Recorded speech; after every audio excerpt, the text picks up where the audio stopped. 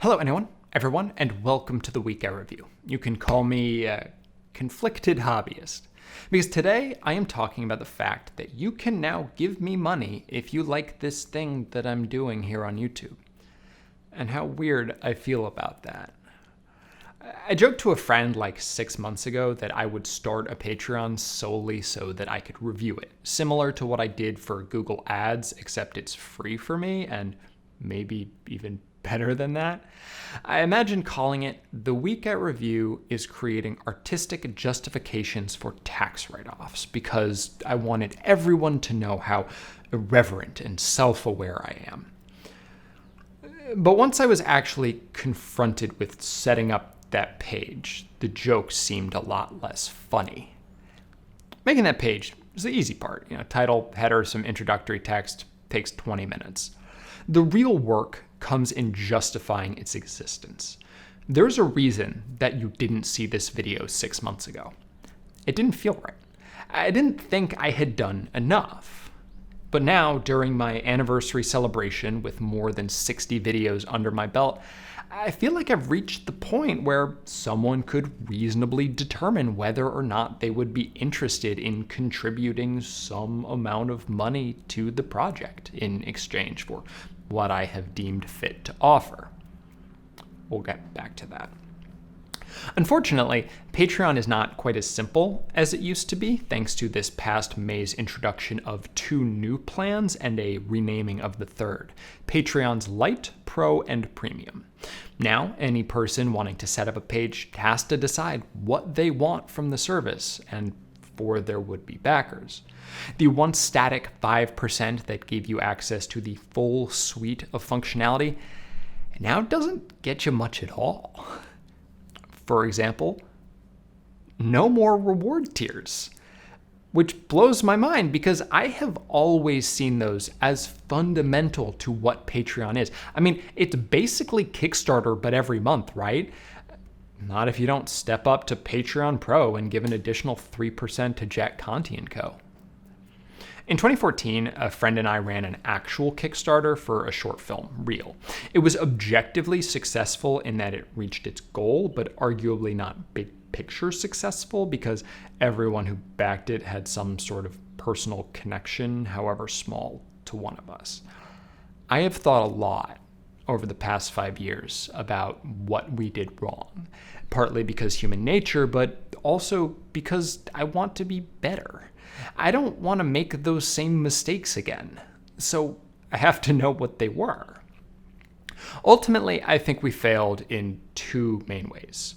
By having a fine but not nearly good enough pitch video, and by neglecting to seriously promote the project beyond our immediate circles. We could and should have made the pitch look and sound better. We could and should have been searching out action film forums in various communities to drum up interest from the people who would have been interested. But we didn't. Hindsight's 20/20 and all that. With the Week I Review, I believe that I have addressed the issue of quality. See the last 2 videos for a whole lot more on that. But if anything, I've gone even further in the wrong direction when it comes to selling myself.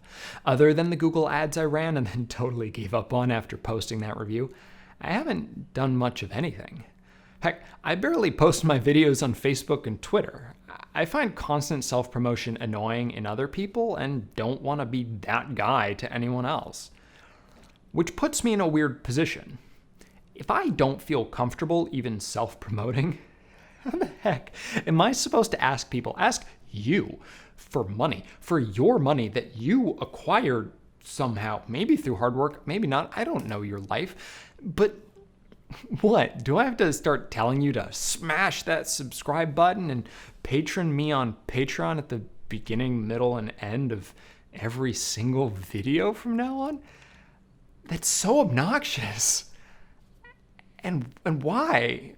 Because I've spent thousands of dollars and hundreds of hours making this thing happen for the past 52 weeks, and it would be nice to see even the slightest bit of return on that? I mean, sure, maybe. because then it would be easier to go do more expensive things that would then give me hashtag content for the channel. Makes sense to me. Because deep down, everyone needs validation. I mean, yeah, kinda. Those other things are true, but on some level, I just want to know if anyone has been so struck by what I've been doing that they would feel compelled to have a more tangible impact on its future than just liking and subscribing. And if there's no one, well, that means something too. The way I justify the whole thing to myself is to turn it from a donation into a transaction. There's got to be something in it for you, because capitalism. And that's why I see tiers and rewards as being fundamental to what Patreon is. Patreon Lite is nonsense. Something that exists so that they can say their take starts at just 5% as though nothing has really changed. And yes, they grandfathered in old accounts at the 5% rate to the now 8% plan, but that's not a thing they did out of the goodness of their heart. It's a purely cynical move because they knew people would revolt otherwise, just as they did when Patreon changed the way payment processing was handled to move that burden to patrons, resulting in serious hemorrhaging of low-tier backers from many creators who were totally blindsided by the move.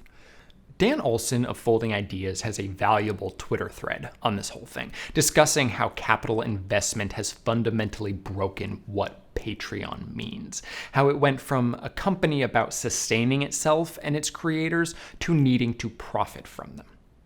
A way to do this, quote-unquote, right, would have been to introduce the more expensive tier with its minimum $300 a month fee and whatever percentage take they'd like to add on top of that, and then add an even lower cost tier, like 3% or something, for the apparently 1/5 of folks who just want a landing page for recurring donations. The marginal cost of someone who is not using rewards is even more literally zero than the people who are. So why not make it cheaper? Every single one is profit, but not enough. The Patreon ideal is dead, and no one should sign up thinking otherwise. But that doesn't mean it can't be worthwhile. If you're me, what's your other option? Kickstarter itself started working on a direct competitor called Drip, but handed the project over to XOXO, and it has since changed direction. YouTube has its membership system, which recently expanded in some very Patreon-esque ways that I think make it almost a no-brainer for folks with tens of thousands of subscribers who can qualify. Which I don't, and so can't. The best thing about memberships is that they're frictionless. It's all right there on the same page as the video you're watching. People don't need to go to a whole other website and make yet another account. There's a lot of value in that. But it also locks you even further into a particular platform. Someone using Patreon can take their work anywhere. If somehow a better YouTube popped up and genuinely popped off, they can jump ship without much difficulty. That's not an option for someone reliant on YouTube itself, either from ads or memberships. It seems unlikely that the next big thing is right around the corner, but there's definitely some peace of mind that comes from diversity of platforms. So I understand why a lot of folks do both. I don't really see why you wouldn't if you could. There's also Ko-fi, which seems idealistic as heck and like the true vision of a digital patronage system. I appreciate the upfrontness of the small monthly fee for their Patreon Lite like Gold system instead of taking a cut from every transaction. And if I was the type to sign up for Patreon Lite, I would be much more interested in just using Ko-fi Gold. But the lack of tiers in both kills each for me. I like tiers. Making Patreon tiers is easy, and so is setting up rewards for the tiers. I made 3, because that's a good number. At $2, you will get these videos as soon as they're done. Usually that's Sunday night, but sometimes it's much earlier. I went with $2 because when you've already committed to giving money, the difference between $1 and $2 is negligible, both financially and psychologically. For something extra, it jumps to $5. There, I'll post bloopers or things from after I roll the camera, but before I start the script, or like the full 4-minute video of me practicing/demonstrating karate moves that was condensed into literally 5 seconds of footage for my Art of Self-Defense review. That one's there already, actually, as are some extra videos from my Iceland trip, including the full reflections from each day and a few other things besides. Why $5, you might ask? Because it's a pretty common asking price for things. It was the only option for YouTube memberships for a while, is the minimum to get maximum funds bonus content, and is just a tier that you see a lot on Patreon.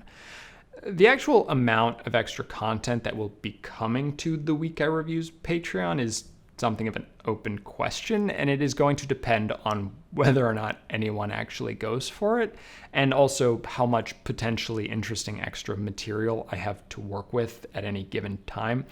Even if no one backs, there will be at least one thing a month, and plausibly more, but an increase in input mentally justifies an increase in output, so I would be more likely to do more if it was somehow wildly successful. Which it won't be, but whatever. At $7, I will put your name over the post-score rambling. This is arguably a less significant benefit than the tier preceding it, but even though it's easier for me, I want to do it less, so lucky number 7. One new feature in Patreon Pro, though it was in beta long before the change in pricing, is the special offer, or limited time backer reward. And I made one of those too, because the functionality was there. For anyone who joins me in any of the tiers in the first week of this thing's existence, I will record a short, personalized thank you. So if you have ever wanted to have me in particular look into a camera and therefore deep into your soul and say, thanks, insert your screen name from the mid-2000s here, and some additional ramblings besides, now's your chance. But let's look forward a bit. Even if I'm not convinced of the longest term viability of Patreon itself, it's important to think about more than just the first week or several. That's where goals come in. They push you to have a plan and to publicly commit to that plan, if enough people will commit to you to reach the milestones. I like to see what goals folks set out because it says a lot about what they actually want out of Patreon. Hire a part-time researcher or rent a studio are fundamentally different from be able to pay my bills and quit my day job so I can do this full-time, are even more different from the only goal that seemed appropriate for me, something I have actively resisted and will continue to resist until such time as I can do so no longer. Reviews by request. If a whole bunch of folks, 75 to be exact, patron up, then it seems like doing something special for those people, all of them, regardless of tier, is basic courtesy. But I don't really think it'll happen, you know? I'm rather pessimistic about all of this, though maybe realistic's the better word. That's the reason I made it into a joke. The prospect that I could make money in any meaningful sense from this whole endeavor has never seemed even remotely plausible to me, and it still doesn't. But if I make it inherently alienating, then I can't feel bad when people don't sign up. It wasn't me per se, it was the joke that I was doing this for tax reasons that turned people away. But if I take this seriously and still fail, well then it's actually me. By creating a Patreon, I am putting myself out there in a very different way. One that will say infinitely more about the impact of these videos than any metrics ever could. And I don't expect it to work out. And I think it's gonna hurt when it doesn't. But I'm not gonna use any of that as an excuse not to try. 7.2 out of 10. Thanks so much for watching. If you enjoyed this video, that's great. If you really enjoyed it and want to back me on Patreon, I guess you can do that now. That's a thing that I'm going to have to say at the end of all of my videos now. That's strange. There's still one more video coming, the fifth and final part of the week of anniversary celebrations. It is actually already available for patrons if you want to watch it early. Otherwise, you could see it tomorrow.